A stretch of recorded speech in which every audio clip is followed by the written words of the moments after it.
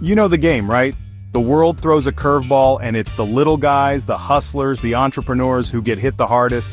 Global tariffs are screwing with businesses of all sizes right now, but the small businesses, they're feeling it the most. Increased costs, supply chain nightmares, customers tightening their wallets.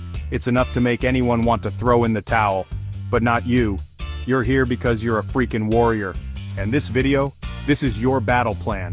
If you're struggling to stay afloat, or just want to come out of this thing stronger, I'm about to drop some serious knowledge bombs. Let's go. First things first, stop being a hero. Don't try to eat the rising costs and tank your margins. You're not running a charity, you're running a business. You need to increase prices, but you need to do it strategically. Let me give you an example. This hardware store I know, they were getting killed by the tariffs on steel. Did they just raise prices across the board? Hell no. They bundled products together. They offered discounts for bulk purchases. They got creative. And you know what? Their customers stuck around. Why? Because they still felt like they were getting value. They understood the situation. You gotta remember, transparency is key. Talk to your customers, explain what's going on, and give them a reason to stay with you. Look, cash flow is king, especially in a turbulent market. You need to be able to adapt, to pivot when necessary. That means having access to capital. Now, I'm not saying go max out your credit cards, that's the last resort. I'm talking about exploring all your options. Government-backed loans, lines of credit, even those instant payout tools from companies like Square or PayPal. There's a reason these tools exist. Cash flow is the lifeblood of any business, but especially small businesses. You need that money to keep the lights on, to pay your employees, to invest in growth. Don't be afraid to leverage these resources to your advantage. Here's the thing, we're all in this together. Your suppliers are feeling the pinch too, so pick up the phone and talk to them. Negotiate. One of my boys owns this electrical supply company.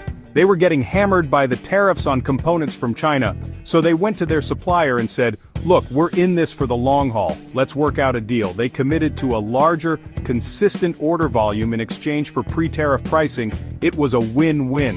The supplier got stability, and my boy's business got to keep its costs down. Communication is key.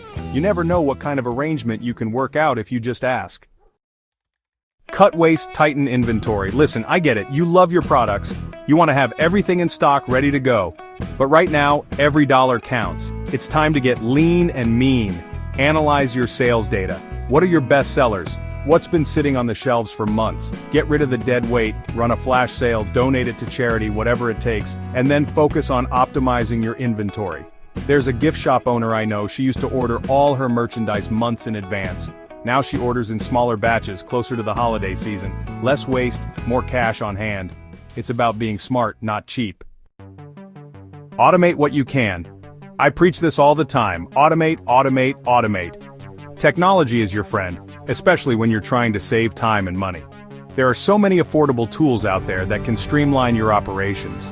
Take this plumbing business I was talking to the other day.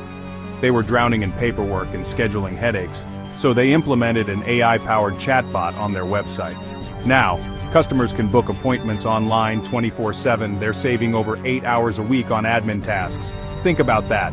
That's a full workday freed up to focus on what really matters, serving customers and growing the business. Don't be afraid to embrace technology. It can be a game changer. Stay transparent with customers. Listen, I'm going to be straight with you.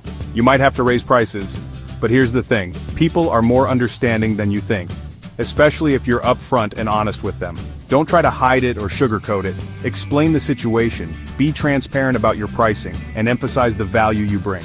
A fitness studio I know, they had to raise their membership fees because of the tariffs on imported equipment, but they didn't just send out a generic email. They sent personalized messages to each member, explaining the situation and offering additional value, free guest passes, discounts on merchandise, you name it. And you know what? They barely lost any members. Why? Because they built trust.